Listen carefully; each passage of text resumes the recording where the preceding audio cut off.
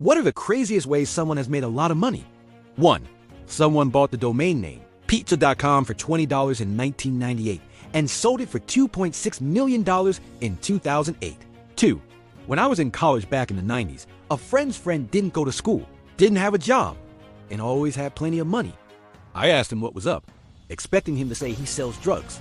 He told me he bought boobs.com and someone paid him monthly to use it. 3. Lord Timothy Dexter lucked into crazy deals.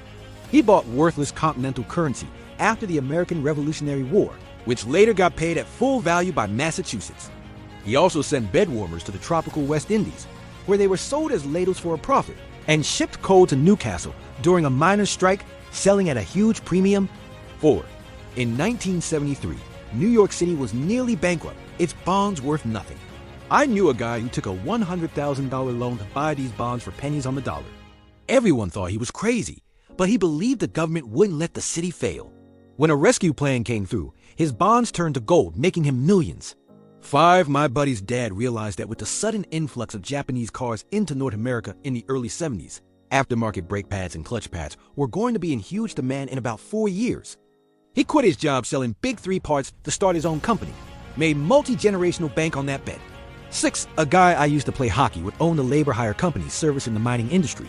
When COVID was just kicking off, before it arrived here, he took a punt and purchased a bunch of PCR machines and the chemicals needed to do the testing.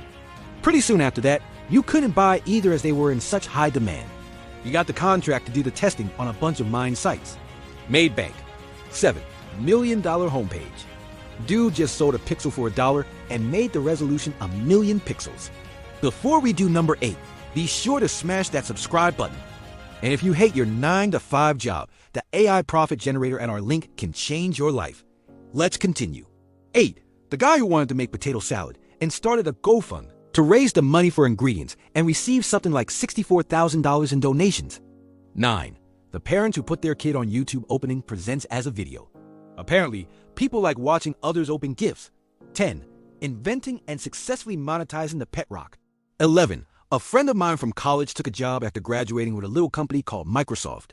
This was in the 1980s. She wasn't paid much but was given stock. She is retired and loaded today. 12. A Canadian guy, as a joke, put a Ziploc of air from near Banff, Alberta on eBay for 99 cents. When he realized he lost money on shipping, he priced the next one at $168 and somebody bought it. He and his partner are now selling a few $100,000 of bottled Canadian air every year.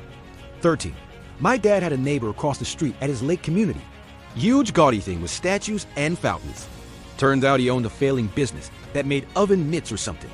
As a gesture of niceness, he started making socks for paraplegic people for their stubs in between prosthetic limbs in 2000. After 9/11 and the Iraq War, he got a government contract for the prosthetic limb covers and made millions. 14. A guy who lived in my town had a tiny surf shop where he sold boards, booked in repairs, and sold accessories and printed t-shirts.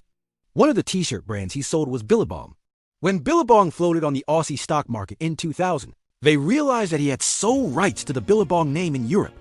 He'd done a deal with the original owners back in the 80s when they were starting out, so they had to buy the brand back from him.